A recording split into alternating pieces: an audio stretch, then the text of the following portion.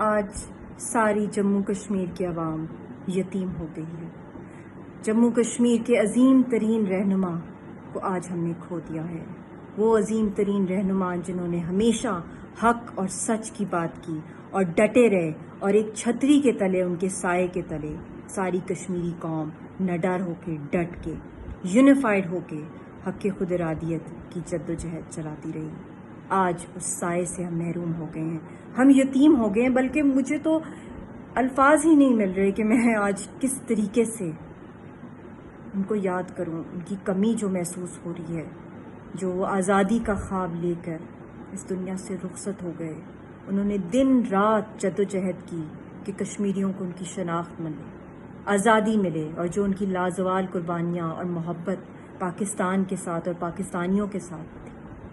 ہم نے نہ صرف کشمیری قوم کا ایک عظیم ترین رہنما کو کھو دیا ہے، بلکہ مسلم امہ اور انسانیت کے اس صدی کے ایک بہت بڑے لیڈر کو کھویا ہے، ایک مسیحا کو کھویا ہے۔ اللہ تعالیٰ ان کی بہت بلند درجات فرمائے اور ان کی فیملی کو حوصلہ دے، اور ہم سب کو حوصلہ دے